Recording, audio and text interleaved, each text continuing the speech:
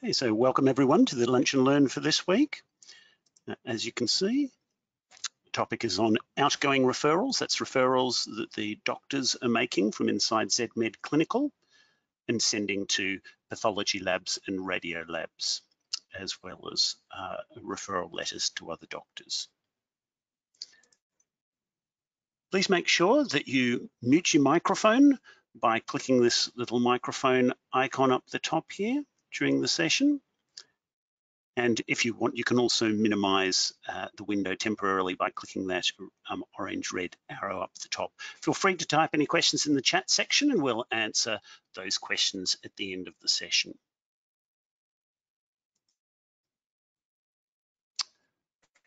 All right, jumping over to straight into Zedmed Clinical here. It's the doctor's view of Zedmed, obviously. I'm going to open up a patient here. The infamous, famous Zedmed, Miss Anne Zedmed. Some warnings on her there. All sorts of things going on, and I apologize, my screen's a little bit small here so that you can see it better, but it's squished in a little bit. We could expand things, but this is how it's going to look for the moment. Right, so I'm going to start an encounter. Seeing as this particular person hasn't arrived through the waiting room, remember you should always use the waiting room if you can, but seeing as this person hasn't arrived through the waiting room, I'm going to start an encounter using the green arrow in the top right corner here. New appointment there, and I'm going to give this particular patient a couple of issues that they've come in to see. So two problems there. So this is not actually part of the referrals, but we'll be using it later on. So let's see, this person's come in for, I'm going to use the ICPC. So they've come in with bronchitis and they've come in with heel bursitis. Put it on the other one. There we go. So this patient has two issues there, two problems that we're tracking, bursitis and the bronchitis. Let's put some pretend little notes in there. And as part of today's encounter, they're going to be going and doing some referrals via this particular module here. This is the module's referral. You can see in this particular case, I've got the text underneath these buttons turned off to save on space. If you hover over it, it still pops up with the name there. So I'll open up that particular one there. Okay, so this is the referral screen. You can see it gives me the option to, up at the very top here, to look at past referrals. Most of the time we probably would have just seen the past referrals down in the summary views. But if we stay on the new referral tab there, we can do new referrals for pathology, radiology, or the referral letters there. So we're going to do all three now. I'll take you through this process and then I'll show you how you can set up some of the things. So the green bottle screen, radiology, to the immediate right of the green bottle there, we can choose which particular clinical pathology lab that we're going to be sending the referral to. By default, it'll show whichever pathology lab you have set up. Well, it'll show the default one for your particular clinic, but doctors can override that as well, so they can have their own individual defaults. Let's see if we can click on this one here. We have several different labs there. There could be 10, could be 20. I'll show you a bit later on how to set those up. In this particular case, we'll stay with ClinPath there. If you want this referral to be CC'd in to some other doctors, you can click on the address book. Let's search for the address book for doctor. Maybe we'll look through the whole book. Dr. Moe there. So that it'll be CC to him as well, notification. Continuing going along this top line here. We can put any extra clinical notes against this on this particular referral.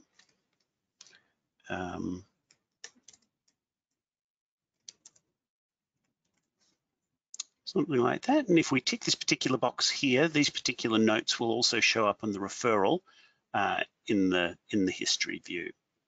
So we can put some notes there. We can also, there's a quick list here that we can pick particular items from that one there.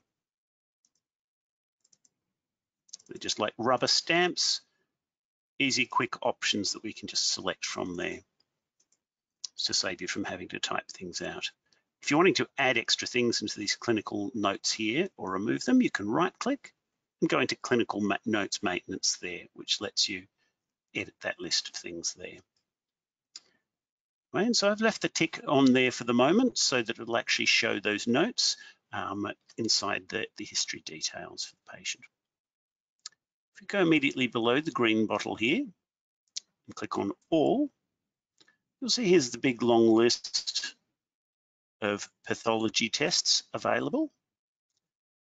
As we scroll through them, you'll see that some have been ticked by this particular doctor as being the favourites. So that's, we could right-click on one of these to add to favourites, and that particular test will be added to this short little list here. This favourites list is just for whichever doctor we're logged in for at the moment, just so they can quickly go through that list. If there's things on that list you don't need to be on your favourites anymore, you just right-click to remove from favourites. It'll still be on this list of the all tests here. If there really is, if one of the tests really isn't available on that list, and remember the different spelling, or maybe some of the tests will be on that list as an abbreviation, you can also right-click and do Add Test. I'd recommend not doing Delete Test because you never know when you might need some of these. Instead of scrolling through that list of tests there, a quick way to jump through the list is just to single-click on any test there, and then you could press a letter on your keyboard. You don't need to click into a spot or something there. You just single click on one of these, and I'll press the letter M on my keyboard and it'll jump over to there. I could press the letter L, or I could press the letter S. It just jumps around to there as well. I could jump to if I press the first two letters quickly, PR, jump straight to PR there. But if I type it slowly, P and then R, it'll just jump around like that. So usually people just press the first letter there, and it's just a way to quickly jump across to the first letter, to the particular test that they're looking for. So in this particular case, for instance, maybe this is the test we're looking for. I could double click on that one, and it adds into the tests that we're selecting for this particular referral. So I could do a few of these ones here. Add something from the favorites list. We've also got this Groups tab here. In the Groups tab, you can have batches of tests that you can prescribe all at the one time. So see, for instance, here we've got a test for STIs, and we've got another random one that somebody's made. Often this is the section you'll find a battery of tests for diabetes, for instance, or antenatal checks, all sorts of things like that. So if you wanted to know what's in one of these particular ones, you could click anywhere in this box here and go to Group Maintenance. See, there's the tests there, and you can go into Edit. And you see there's on the right-hand side is the list of all tests. And if you wanted to add more into this one, you can go down through this list here and double-click, and it'll add them in there, or click on the arrow pointing to the left. Do remember, though, that the tests on this screen here are for all doctors. So if you alter one of the tests or if you alter one of the groups or remove some of the tests in a group, that will affect that group for all the doctors. You can do Add New, of course, on that list as well. So in this particular case, I'll double click on that one, and you see it added that whole batch of tests into this particular one here. Okay, now one feature a lot of sites have switched off, but the practice manager could switch it on for a whole site, is the ability to forward date referrals as well. So this particular section here, if it's enabled at your site, you can click on the date picker there and pick a forward date for that referral. I'm not going to use for the moment. Now, when we're about to create this particular test, before we click Order Test, we'll come into the bottom right corner here where it's showing all of the different problems that we've got for this particular encounter. Remember, we had the bursitis and we had the bronchitis. So first, before ordering the test, we need to choose which particular part of the encounter, which particular problem this referral is going to be assigned to. So I've picked the bursitis, and I'll click Order Test. It's just a normal pathology details screen there. We can tick some of those if required.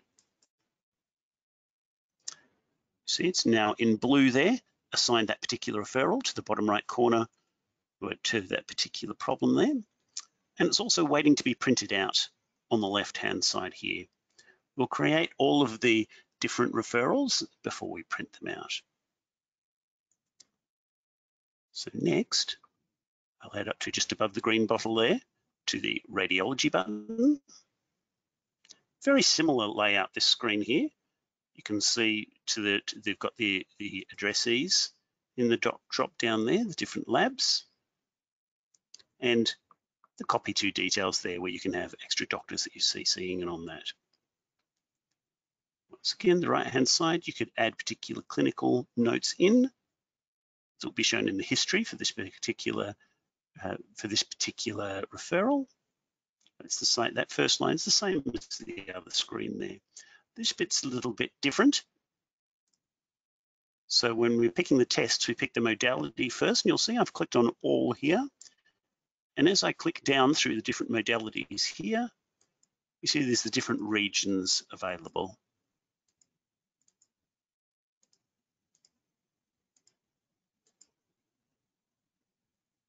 So once again, you can make favorites on this one. Seeing as these are smaller lists, it's not necessarily as important. So in this particular case, let's do a CT scan on a leg. You can see it on the right-hand side over here. It's added the full text there, CT scan leg. In case we wanted to know which particular leg it is there, we can easily just right-click on that particular test there and click on one of the bottom here. We can just quickly say add right there. Certainly you can, if you want to, edit the test description and just type in whatever you want there. But part of the idea is to make it a bit faster, so that you just need to go click, click, and you've already added right there without having to type it out and mistype it and all of those.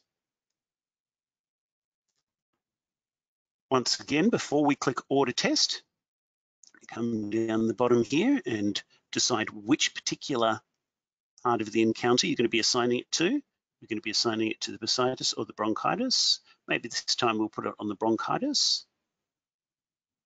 And we'll click Order Test there. So you see it's added that referral, the CT leg scan, to the, not sure what bronchitis has to do with a leg scan, but anyway. And you can see we've got the different referrals attached to the different parts of the encounter there.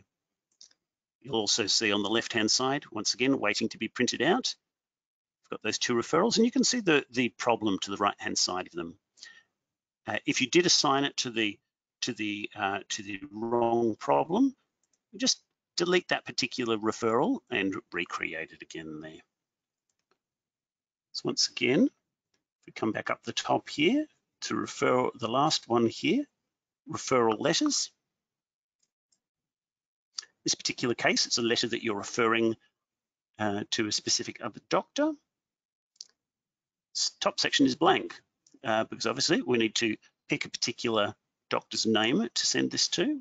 While you can free text it, it's recommended that you use this magnifying glass here to pick it from your address book. So I'll click on that one there. And let's search for a doctor by the name of Tan. There we go, Dr. Tan.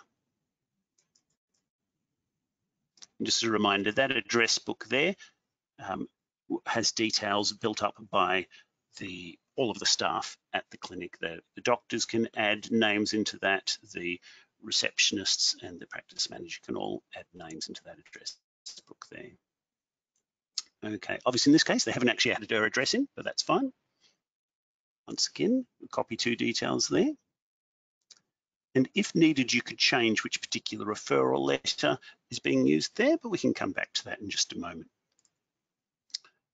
So you've picked the name there. This particular letter subject line here is quite a useful field, but it's often misunderstood at many sites. This letter subject is not actually sent out to the receiving doctor, so Dr. Michelle Tan won't receive this letter subject here. This letter subject is the label applied to this particular referral in the patient's record. So it's quite important that, or quite useful, that you label this particular, label it usefully. If you leave that blank, it'll just say, this in the patient's file, it just say standard referral letter. But if you label it with something useful, like diabetes check, for instance, you'll actually be able to see, looking through the patient history, which particular referral this was going out there. So putting that name on it again there. Choose which one of these tabs we've got here. Obviously, it's not so relevant to these particular tabs I've got here, but let's perhaps leave it on the bronchitis one. Yeah, let's leave it on the bronchitis one. We'll come over and click Write Letter. Oops. It didn't like Dr. Michelle Tan. Oh, there we go. We must have accidentally blanked it out. Okay. You can see in this particular case, it's opened one of the default referral letters here. Now, obviously somebody's been playing with it a little bit there. This is how it'll normally look. So this is using the templates in the system, potentially set up by when your site was created, or with the assistance of the practice manager. It'll put in details about current doctor referring it, or the one you're sending it to, about the doctor that you are, and about the patient as well, same as your other templates. If you're interested in how to set up templates, have a look at one of our past Lunch and Learn videos that went into that topic in more detail there. So as you see, it's got those details there. It's in basically a Microsoft Word style format, so you could type into it if you like. You can use any of the auto text there. You can also come up here to the View menu and use the Data toolbar.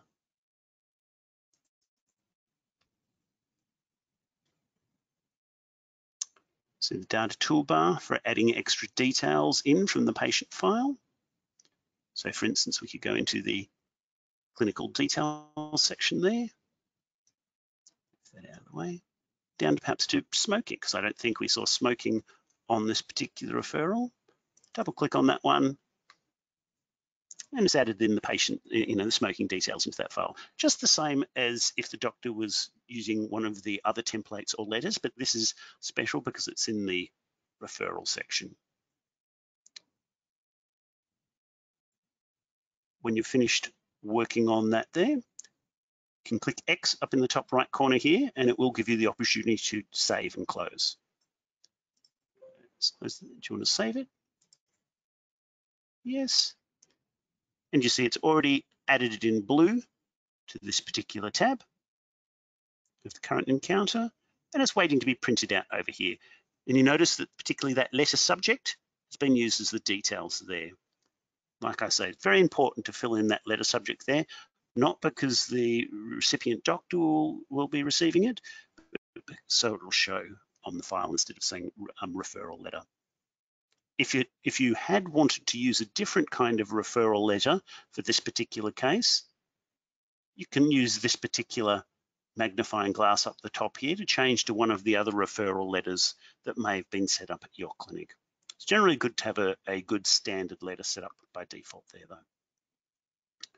So we've got the 3 waiting to be printed out here. We've got 2 of the referrals assigned to bronchitis. We've got one of them assigned to bursitis.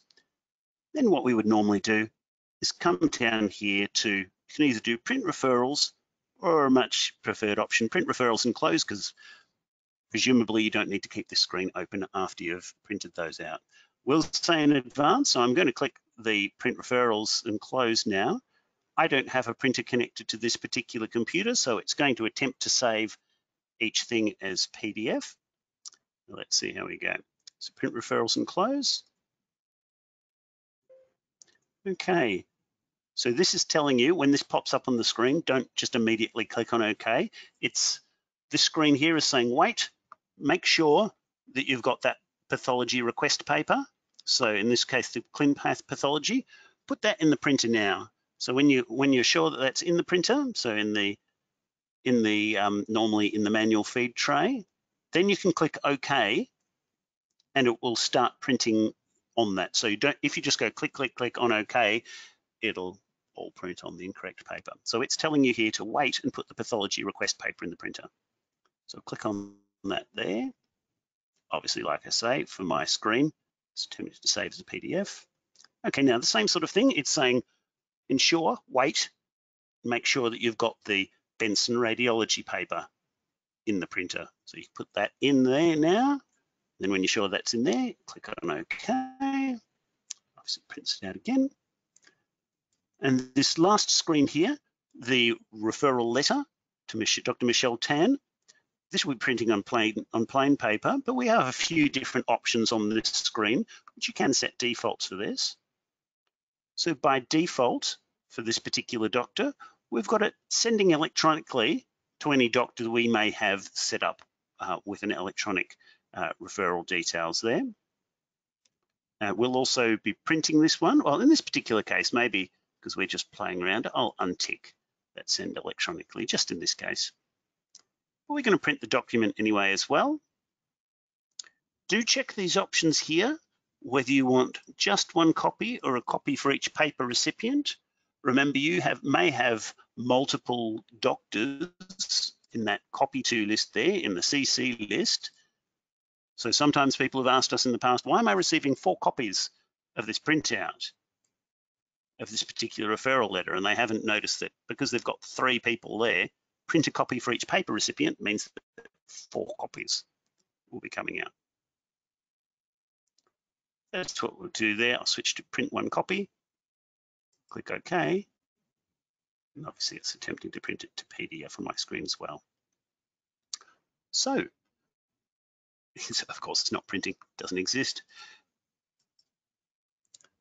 So on this screen here, you can see now that it's saved those particular referrals. See the bursitis in the current encounter, and the bronchitis down there as well. If I did refresh the history view there, you can see the referrals in the chronological order in the history. If needs be, you can right-click on them there. We can also see on the left-hand side of the screen here, we've got the referrals tab there. With the various different referrals, it's got all the pathology investigations in the one spot, the radiology and letters and so on. I've currently got it sorted so that we've got the most recent ones at the top there. As you can see here, that there's a particular, well, first, you can reprint the referrals directly from there, even if they're in a previous session. Also, there's a status to the left of them there. So most of these ones, the ones we've just put through, are all in the open status. We've got one here that's in the closed status.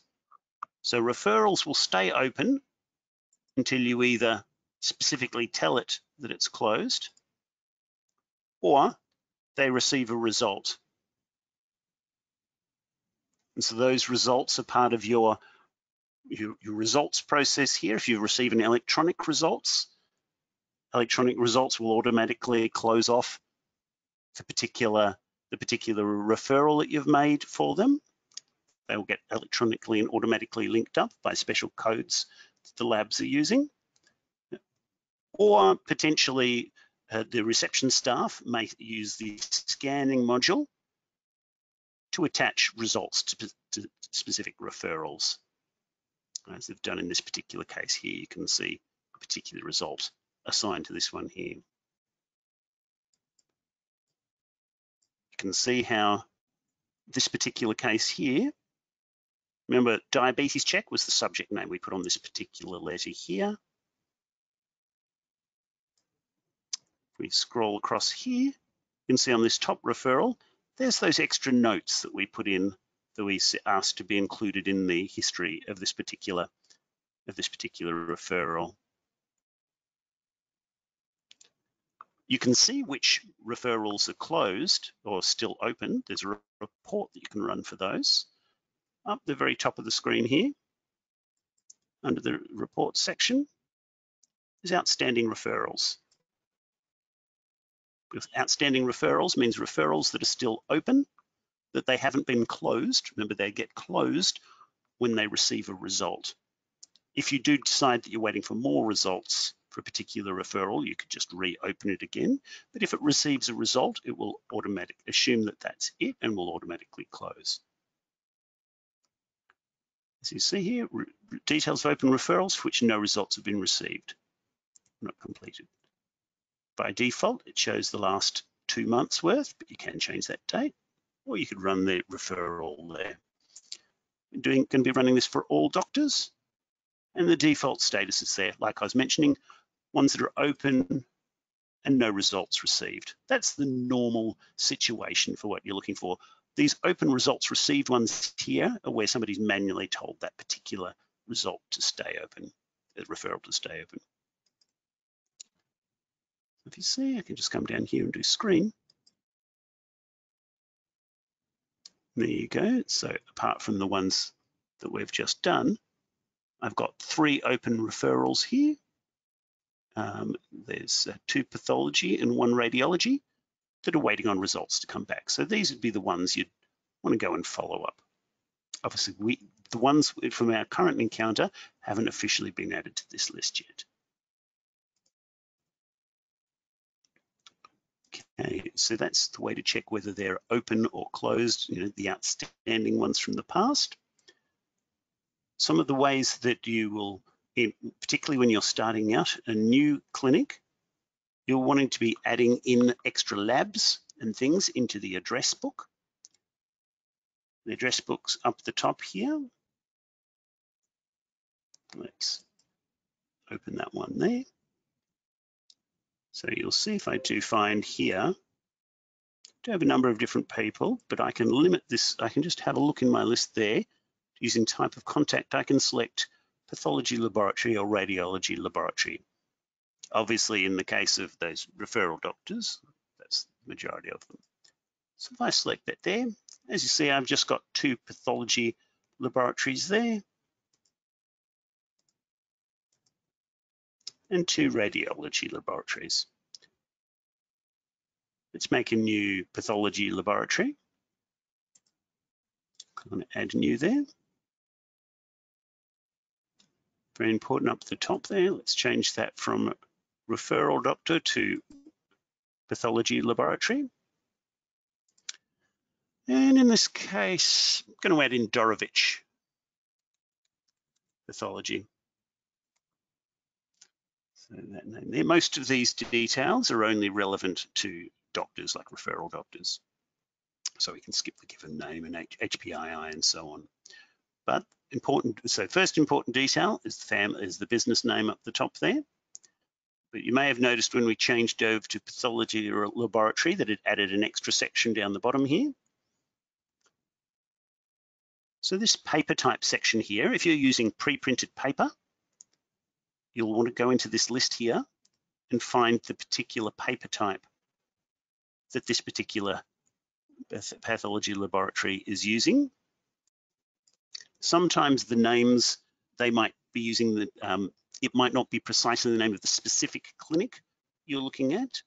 In the example of places like Melbourne Pathology and Dorovich and so on, where they're a chain, that would be the name rather than the individual location. So there's a whole bunch of just generic types there.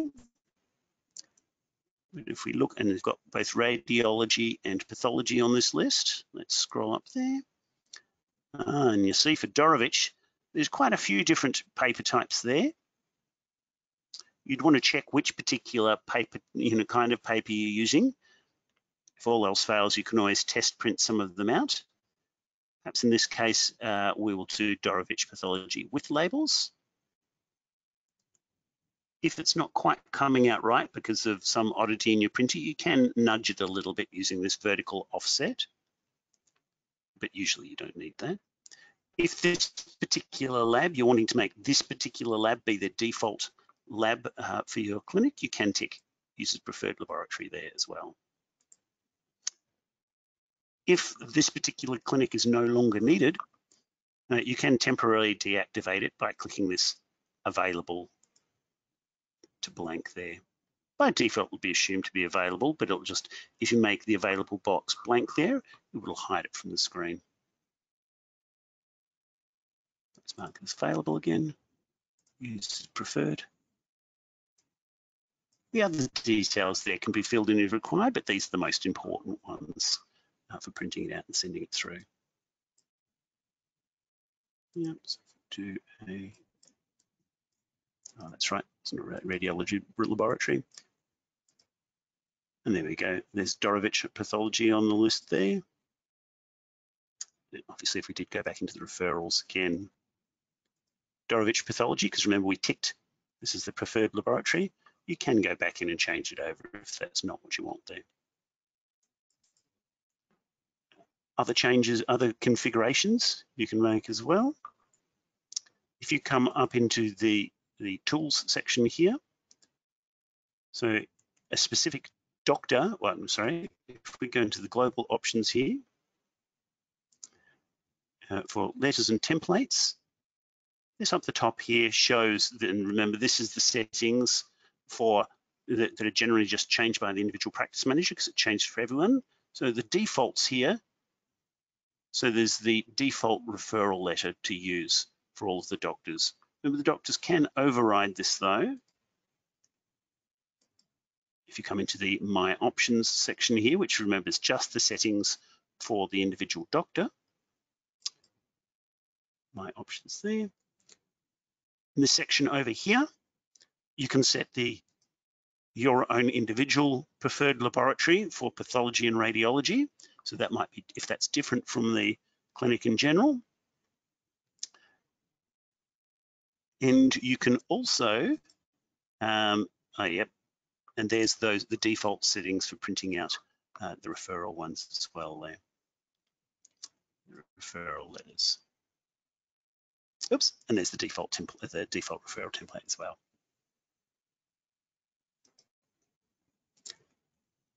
I believe that's all I had to cover today about the referrals section. Just check back to see if we've had any questions at this stage. If you can pop them into the chat window down the bottom if you had any questions about outgoing referrals.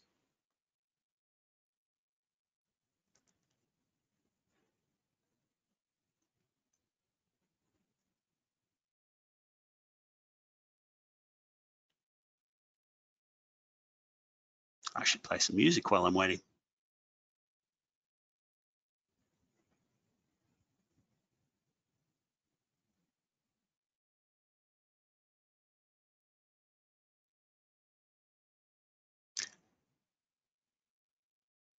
I believe that looks like it's all then. In that case, thank you very much for joining me today. Remember, there's lots of information you can get from the Zedmed website, our support phone number up the top there, and you can click on the help button there for lots of how-to guides. Remember to register for future Lunch and Learn webinars. Check out the website. And we also record all of these ones and put them in the Lunch and Learn section of our website. And please email any feedback to implementation@zedmed.com.au. There's a variety of different ways there that you can contact our support team for assistance on matters that you may have. Thank you very much, and I'll chat to you another time. Good night.